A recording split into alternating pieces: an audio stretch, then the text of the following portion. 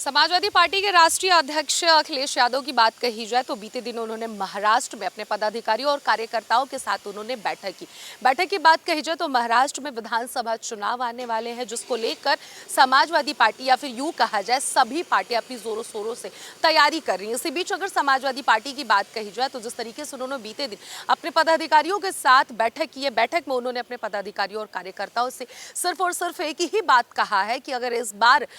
मेरी सर्वोच्च और प्राथमिकता सर्वप्रथम ये रहेगी कि इंडिया गठबंधन के साथ मैं विधानसभा चुनाव महाराष्ट्र में भी हमारी पार्टी लड़े, लेकिन अगर मध्य प्रदेश की तरह हमें नजरअंदाज किया जाएगा तो अकेले हम चुनाव लड़ने के लिए काफी ज्यादा सक्षम है। हालांकि आपको बता दें कि अखिलेश यादव 12 सीटों पर डिमांड किए हैं कि 12 सीटें उन्हें महाराष्ट्र की विधानसभा चुनाव में चाहिए और फिलहाल उनकी 2 विधायक वहां पर समाजवादी पार्टी के मौजूद हैं महाराष्ट्र में। अब देखना यह है कि विधानसभा चुनाव में समाजवादी पार्टी किस तरीके की अपनी तैयारी कर रही है, लेकिन अगर लोकसभा चुनाव को अगर इससे जोड़ा जाए तो लोकसभा चुनाव में जिस तरीके से विपक्ष का जो सबसे बड़ा टक्कर देने वाला अगर मौजूदा टाइम में यूपी में अगर कोई गवर्नमेंट है बीजेपी को टक्कर देने तो वो है अखिलेश यादव या फिर यूं कहा जाए समाजवादी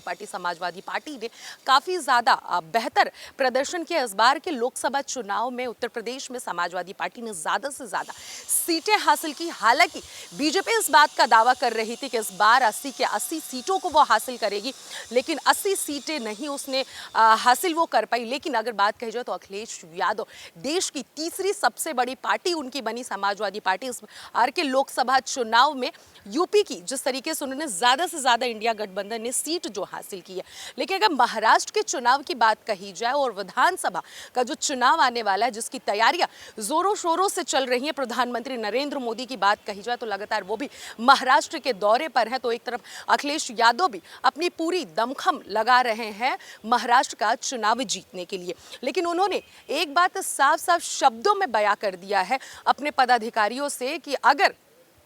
मध्य प्रदेश की तरह समाजवादी पार्टी को नजरअंदाज किया गया तो इस बार भी समाजवादी पार्टी अकेले सक्षम है चुनाव लड़ने के लिए। 12 सीटों का उन्होंने डिमांड किया है। अब देखना यह है कि समाजवादी पार्टी बात कही जाए तो महाराष्ट्र में कितनी सीटें हासिल कर पाती है और कितनी सीटें नहीं हासिल कर पाती है। कैमरा पर्सन राकेश के साथ अनन्या मिश्रा, TV 24 लाइव।